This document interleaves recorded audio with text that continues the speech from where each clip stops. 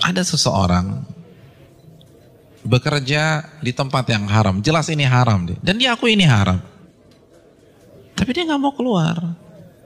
Kenapa dia nggak mau keluar? Dia katakan, anak saya 4, Ustaz. Kalau saya keluar, anak pertama bayar kuliahnya gimana?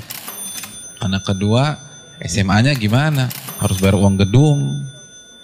Maka saya tetap bertahan karena faktor kondisi. Ini bukan sombong loh Ustadz, ini faktor kondisi. Hadirin enggak, itu sok pintar. Itu sok pintar. Karena hakikatnya di hadapan kita ada 2 opsi. Opsi yang pertama, matematika kita, logika kita. Gaji kita 15 juta, anak 4, oh cukup. Tapi begitu saya resign, maka bulan depan 15 juta itu hilang.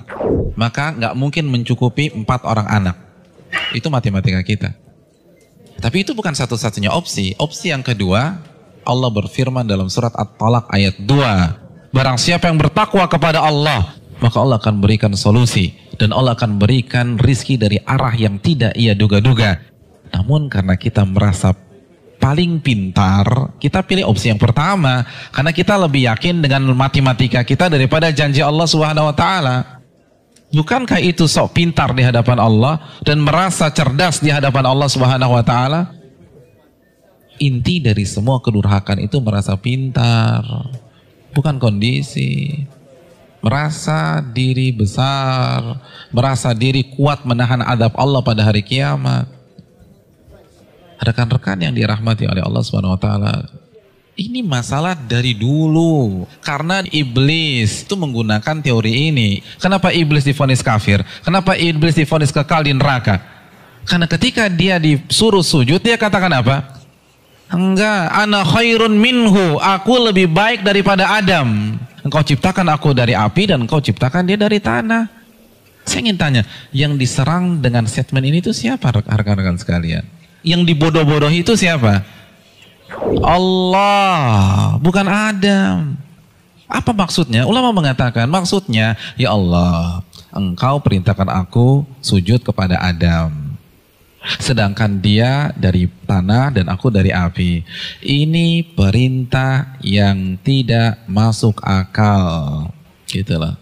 Ini perintah yang bodoh. Kalau bahasa Arab, ini nggak worth it banget nih Allah gitu loh.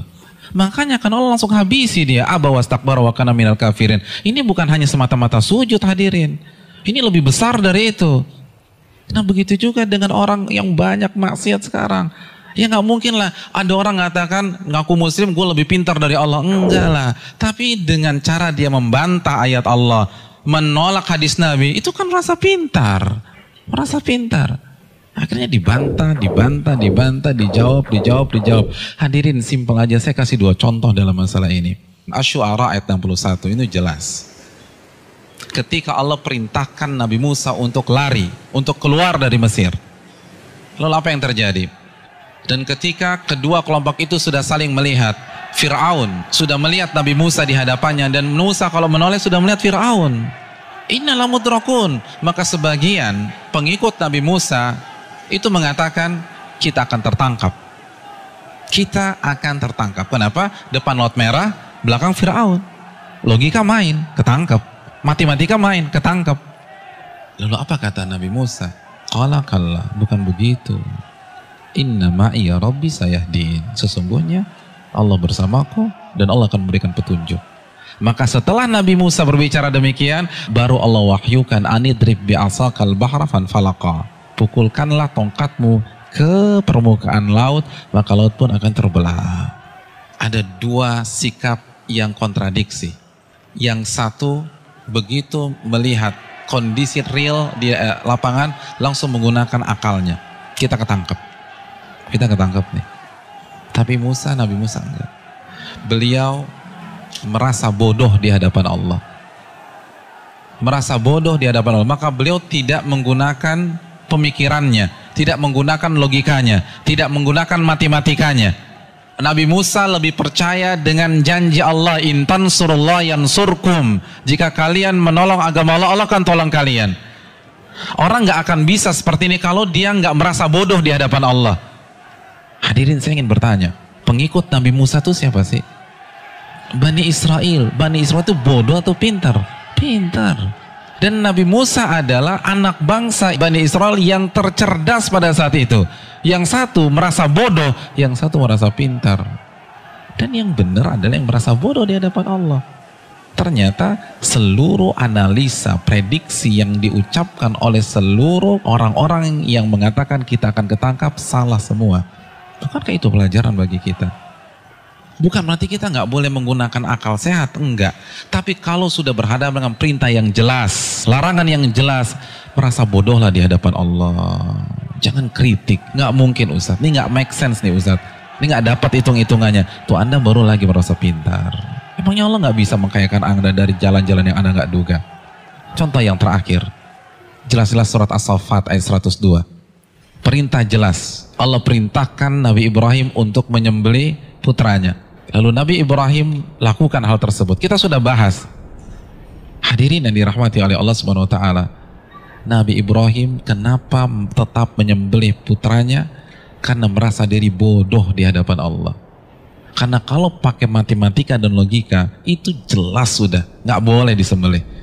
Wong orang terbaik kok. Beliau akan komplain, kalau beliau merasa pintar saja, beliau akan komplain, kenapa anak saya disembelih? Saya kan manusia terbaik di sini. Harusnya kan anak saya sekolah di sekolah internasional, ya Allah, kenapa justru disembelih? Kan begitu logikanya. Tapi tidak, beliau merasa diri bodoh sehingga lebih percaya terhadap perintah Allah daripada logikanya sendiri. Ada yang berani meragukan kecerdasan Ibrahim? Saya ingin tanya, etnis dan ras tercerdas di dunia itu siapa? Bani Israel. Bani Israel itu keturunan siapa?